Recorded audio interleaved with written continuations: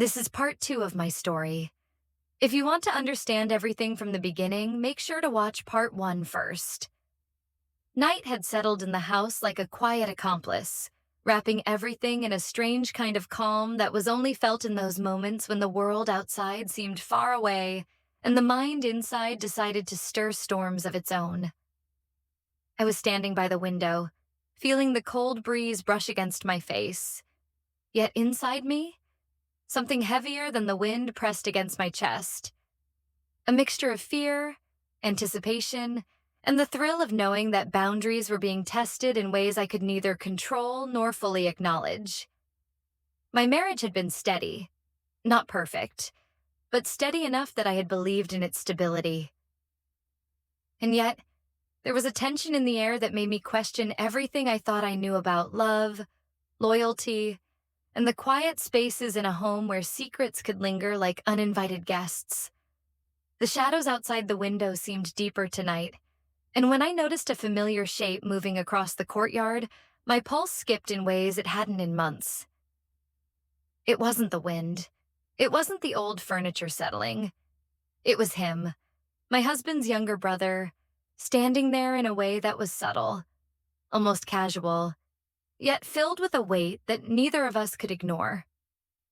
His eyes caught mine instantly, calm but daring, as though he could read the confusion, longing, and hesitation that hid behind my own gaze. A single smile curved on his lips, small, confident, teasing, and I froze, trying to convince myself that nothing of significance was happening, that I was imagining everything. But I wasn't imagining it. Every detail of him, the tilt of his head, the quiet way he leaned against the wall, even the way his gaze lingered a heartbeat too long, was a reminder that things were far from ordinary, far from simple, and far from safe. I tried to steady my breathing, telling myself that my husband was away, that life was normal, that all I had to do was ignore the electricity in the air and pretend that nothing had changed. But pretending had never been a strong suit lately. It had become second nature, almost addictive. The thrill of knowing that he could see right through me, the weight of his attention, the subtle pressure of a glance or a lingering presence was intoxicating, and I could feel it settling in my chest like a storm waiting to break. And yet, in the middle of all this, I was painfully aware that this was not just a fleeting moment, not just a simple temptation. It was a test of restraint, of boundaries, of how far desire could stretch before it snapped into something irreversible. Days had gone by in a blur of small encounters and subtle signals, each one leaving me a little more unsteady, a little more aware of my own vulnerability, and a little more tangled in a web I hadn't planned to weave. My husband had started to notice small shifts in me, the kind that anyone paying close attention could sense without a word being exchanged.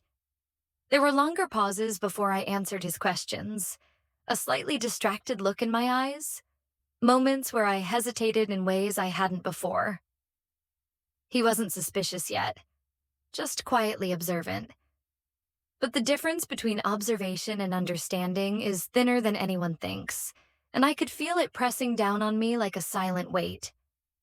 And that weight, combined with the presence of his brother in the house, created a tension that was almost unbearable, the kind that makes you hyper-aware of every sound, every shadow, every heartbeat. One night, as the house lay in deep quiet, I realized my mind was running faster than my body could respond.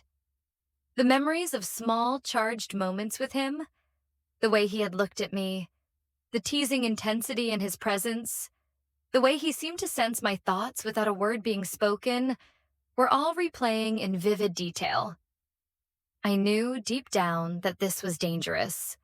I knew that the balance I had carefully maintained was tipping, and that one wrong move could unravel everything I had tried to keep under control.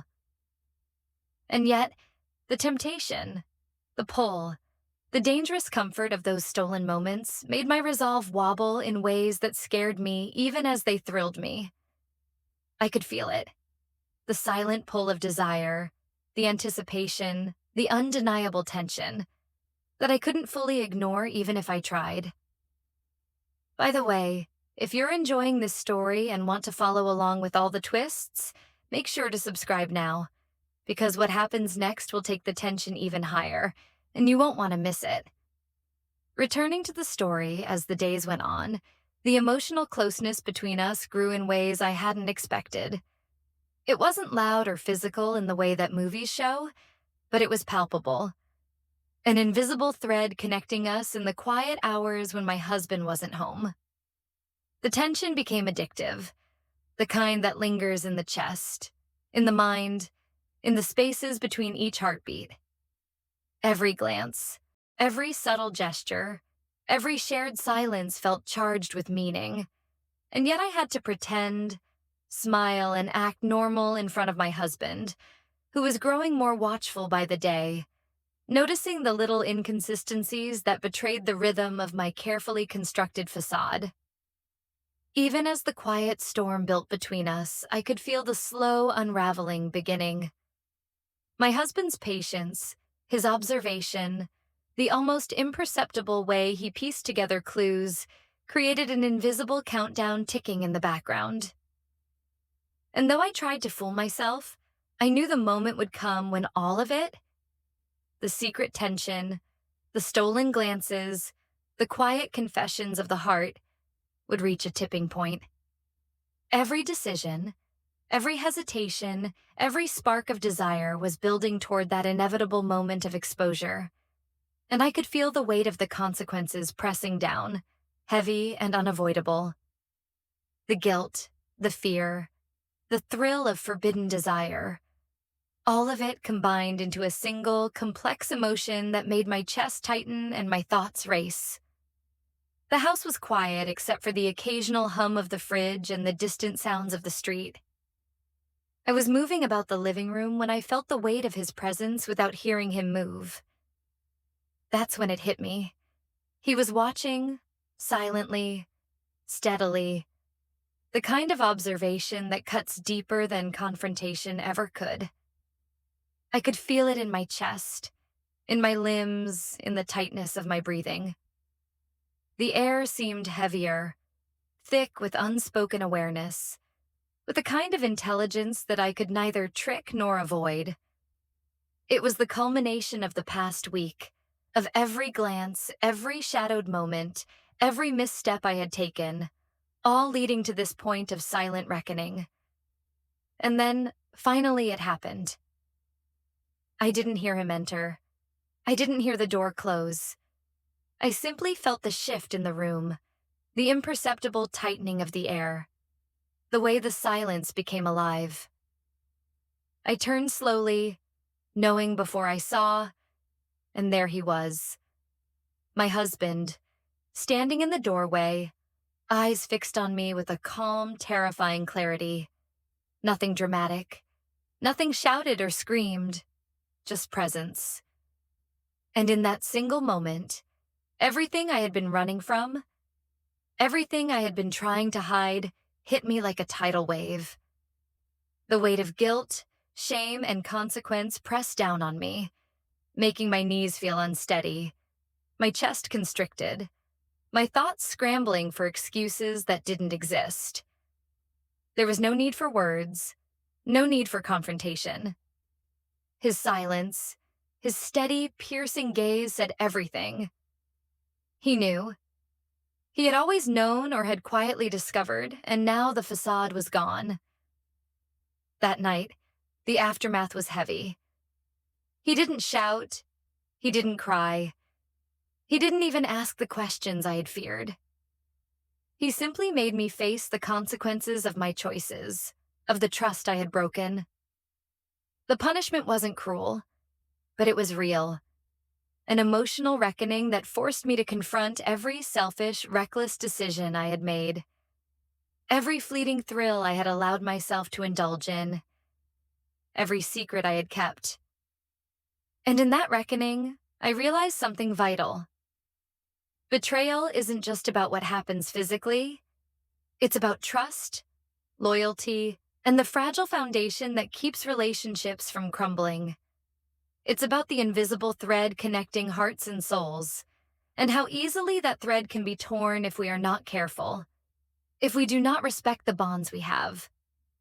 And so, as I sat there, feeling the weight of what had been revealed and knowing that I had crossed a line I couldn't undo, I made a promise to myself. A promise that no matter what, I would never again betray the one person who, despite his own flaws and imperfections, trusted me completely. I would rebuild, slowly, carefully, and with humility, because I had learned in the hardest way possible that trust, once broken, isn't just something you apologize for. It's something you have to earn back every single day. And before I end this story, if you followed along and want to see what lessons and confessions come next, make sure to subscribe again, because the next part will reveal more about how choices shape lives, and you won't want to miss it.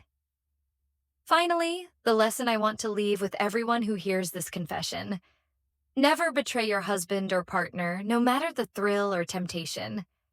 Even if there are 100 flaws in them, trust is sacred, and once broken, the weight of that betrayal is heavier than any momentary pleasure. The storm had passed for now. The house was quiet, but inside me, the echoes of that tension, that guilt, and that moment of revelation would stay for a long time. And as I looked at the night sky through the window, I knew one thing clearly. My actions had consequences, and the path ahead would be one of reflection, atonement, and the slow, painstaking rebuilding of trust that I had once taken for granted.